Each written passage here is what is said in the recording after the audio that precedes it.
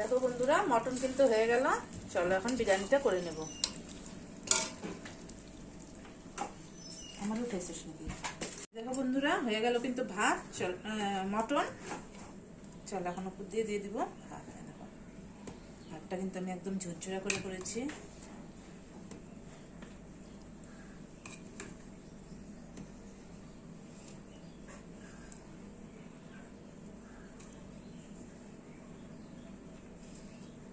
ভাতটা যখন করছি তখন তার মধ্যে আমি এলাচি, দারচিনি আর তেজপাতা দিয়ে দিয়েছি।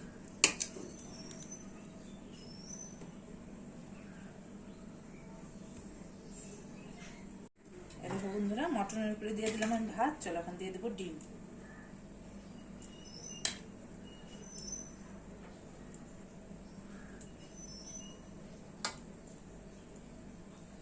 দিয়ে দিলাম ডিম,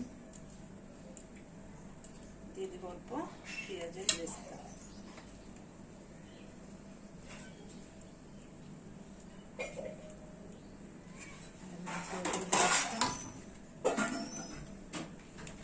দিয়ে দিব অল্প বিরিয়ানি মশলা, অল্প দিব।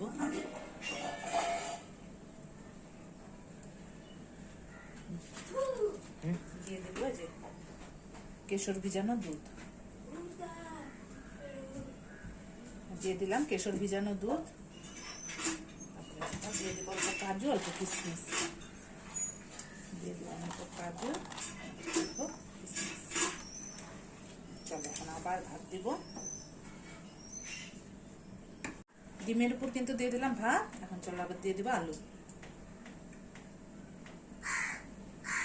দিয়ে দেবো আলু।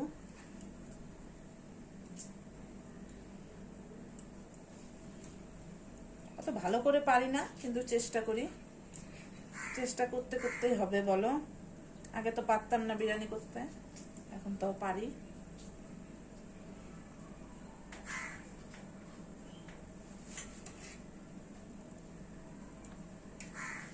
বিরিয়ানি করাটা কিন্তু আমি আমার ছোট বোনের থেকে শিখেছি। বলে বলে দিয়েছে, আমি তারপর শিখেছি। চলো দিয়ে দিব অল্প পেঁয়াজের বেরেস্তা।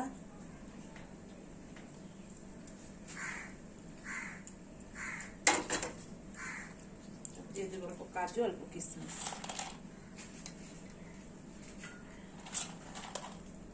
দিয়ে দিলাম অল্প কাজু কিশমিশ। দিয়ে দেবো দেখো এখানে দিয়ে দেবো কেশর ভিজানো দুধ।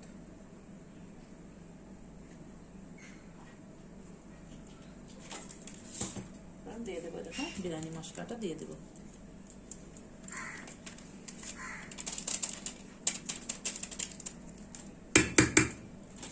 চলো আবার ভাত দিব।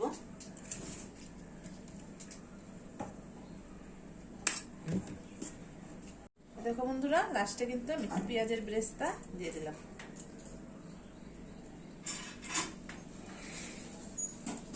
সবার লাস্টে আমি দিয়ে দিলাম একটা পেঁয়াজের বেরেস্তা। দিয়ে দেবো অল্প কাজু কিশমিশ। তারপরে দেখো অল্প কেশরের দুধ আছে, এটাও দিয়ে দেবো।